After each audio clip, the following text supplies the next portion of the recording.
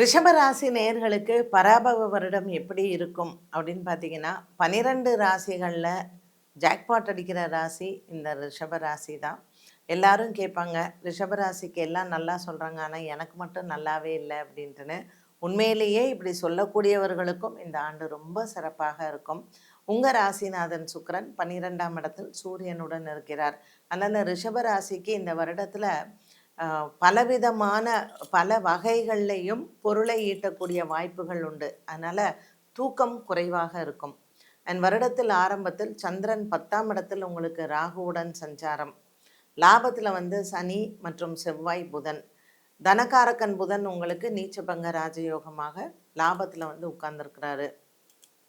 இந்த வருடத்தில் வரக்கூடிய குரு பெயர்ச்சி பார்த்திங்கன்னா ரிஷபராசி நேயர்களுக்கு 3ஆம் இடத்தில் குரு உச்சபலம் பெற்று கேது பகவானோடும் அதனுடன் சேருகிறார் ஐப்பசி மாதத்தில்.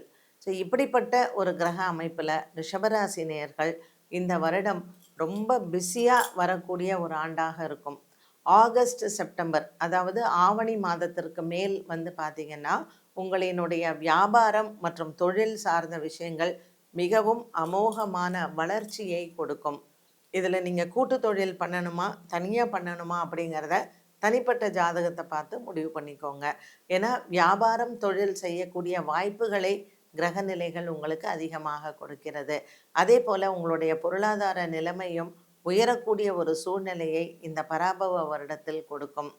ரிஷபராசி அன்பர்களுக்கு பல காலமாக திருமணம் நடக்காமல் இருந்தவர்களுக்கும் இந்த வருடம் திருமண யோகம் காத்திருக்கிறது.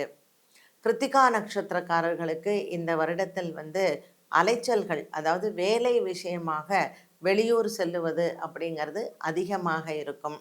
ரோகிணி நட்சத்திரக்காரர்களுக்கு உடல் ஆரோக்கியம் ரொம்ப சிறப்பாக அமையும். அதே மாதிரி ரோகிணி நட்சத்திரக்காரர்களுக்கு பணப்புழக்கங்களும் அதிகரிக்கும். மிருகசீரிஷ நட்சத்திரக்காரர்களுக்கு இதுவரையில் உங்களை விட்டு சென்ற உறவினர்கள் மீண்டும் உங்களிடம் சேருவது இந்த வருடத்தில் உங்களுக்கு ஒரு மிகப்பெரிய சந்தோஷத்தை கொடுக்கும். பெண்களை பொறுத்த வரைக்கும் இந்த ரிஷபராசி பெண்களுக்கு பிறந்த வீட்டால் நன்மைகள் ஏற்படக்கூடிய ஆண்டாக அமைகிறது. இதுவரையில் உங்களிடம் பேசாமல் இருந்த பெற்றோர்கள் மற்றும் உங்களினுடைய சகோதர சகோதரிகளும் உங்களிடத்தில் ஒரு ஆதரவாக இருக்கக்கூடிய ஒரு கால சூழ்நிலை இந்த பராபவ ஆண்டில் நீங்கள் பார்க்கலாம். ரிஷபராசி அன்பர்களுக்கு பல காலமாக சேர வேண்டிய பண பாக்கிகள், உங்கள் அலுவலகத்தில் இருக்கக்கூடிய பிரச்சனைகள், இதுவரையில் உங்களுக்கு சஸ்பெண்ட் ஆயிருந்தீங்கன்னா அந்த பிரச்சனைகள் தீர்ந்து வழக்குகள் உங்களுக்கு சாதகமாக முடிவடையும்.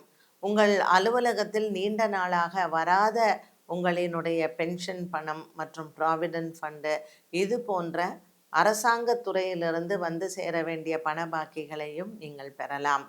ரிஷபராசி அன்பர்களுக்கு பல ஆண்டுகளுக்கு பிறகு, அதாவது 18 வருட காலத்திற்கு பிறகு உங்களுக்கு வரவேண்டிய ஒரு சில நன்மைகள் உங்களிடத்தில் சேரும். குரு பகவானும் 12 வருடத்திற்கு பிறகு உச்சபலம் அடைகிறார். ஆகவே இந்த மாற்றங்கள் அனைத்துமே ரிஷபராசி அன்பர்களுக்கு இந்த கிரக நிலைகள் பலவிதமான அதிர்ஷ்டத்தை கொடுக்கும்.